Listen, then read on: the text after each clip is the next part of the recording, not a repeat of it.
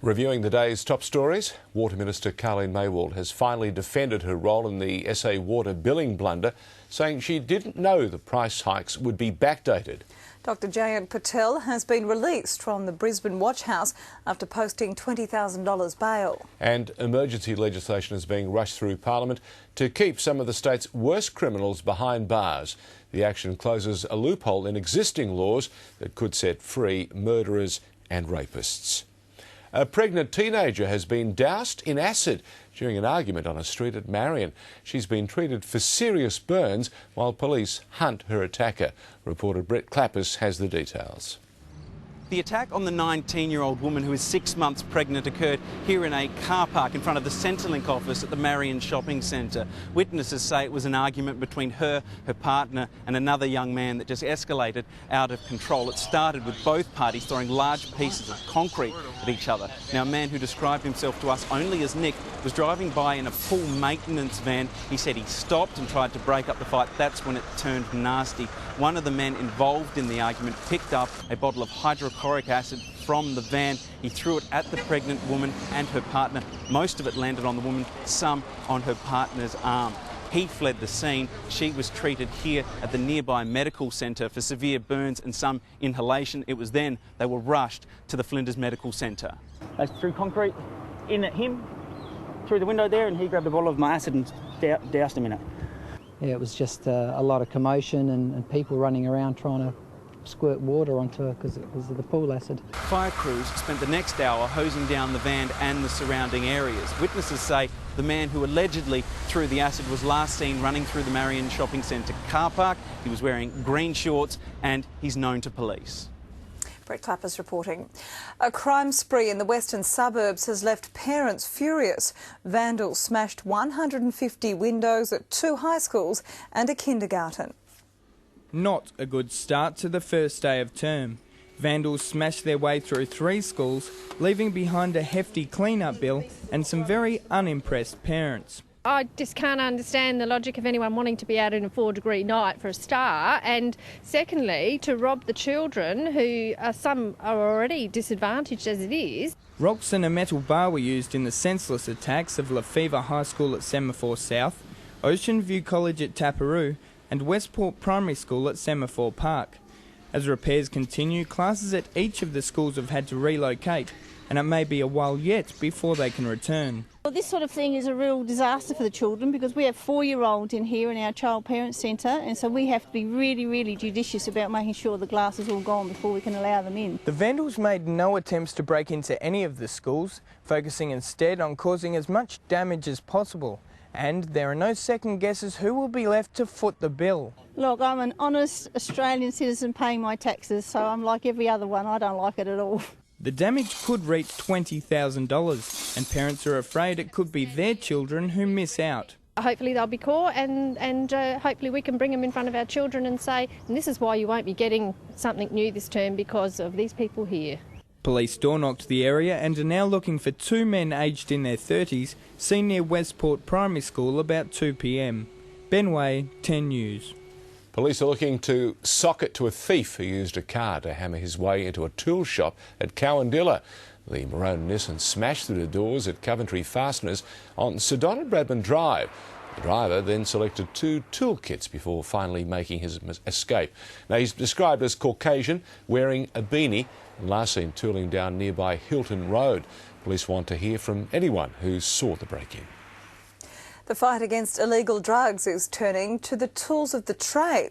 The government has outlined new laws banning equipment used in cannabis production.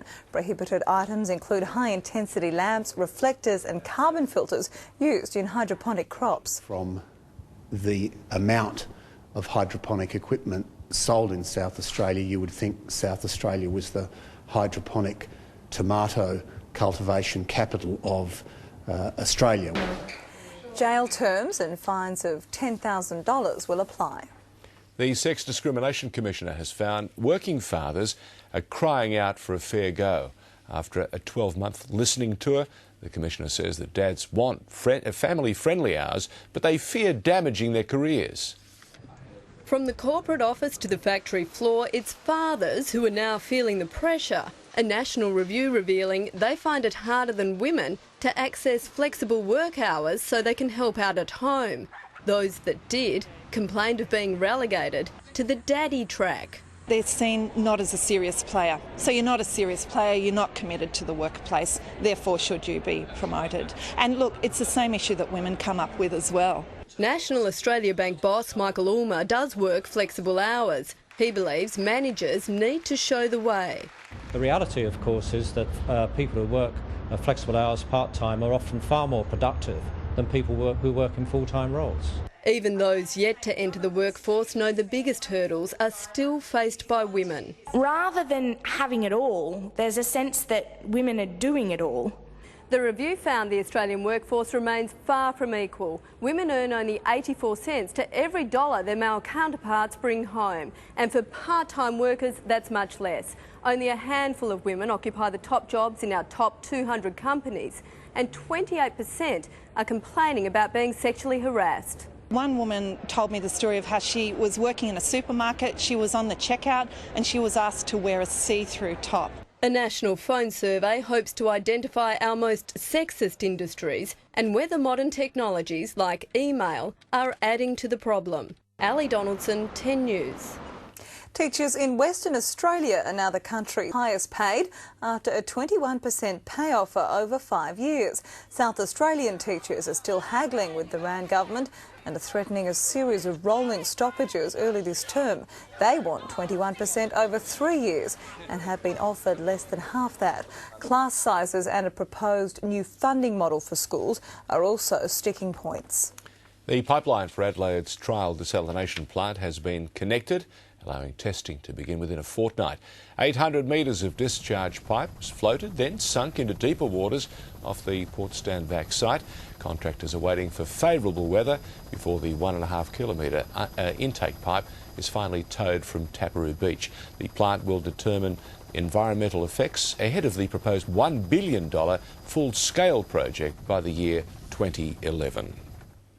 Forget wheelchairs, Adelaide Paraplegics are tearing up the racetrack in hand-controlled go-karts. Now they're revving up for race day. Swapping one set of wheels for another. Paraplegics at the Southern Go-Kart Club putting 2 new hand-controlled karts to the test. The hand controls have been modified such that instead of having a right-hand foot throttle, they have a similar to a motorbike throttle on the right hand. And normally on a go-kart, your brake is on the left side. They have just a hand control similar to a motorbike as well. Back on track for the first time, former professional dirt kart driver Rodney Topsfield, who lost movement in his legs in a dirt bike crash 8 years ago. Awesome fun. Best feeling ever. Something never thought you'd get to do again, so it helps. They thought that being bound in a wheelchair, that life in many areas can't continue, but this gives an opportunity to get out there and have a great time and really enjoy some thrills. Well, the more activities you've got access to, the better, for sure, and being a bit of an adrenaline junkie to something with a bit of power is good.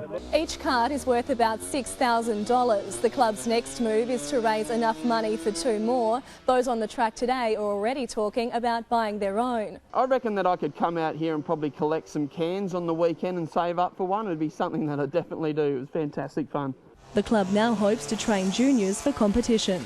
Kate Freebairn, 10 News. Yeah, certainly looks the goods. Well, we wish them well. OK, let's talk sport for a moment with Mark Aston. The season may well be over for one club, Mark, but Port Adelaide actually believes it's found the missing ingredient from its that big win over the Crows. Yeah, that's right, George, and they want to use it against another team that they despise on Sunday. We'll hear from Kane Corns in just a moment. Also ahead, a former Crow thinks Adelaide will still make the finals. And can the Thunderbirds keep their squad together to turn heartbreak into inspiration next season?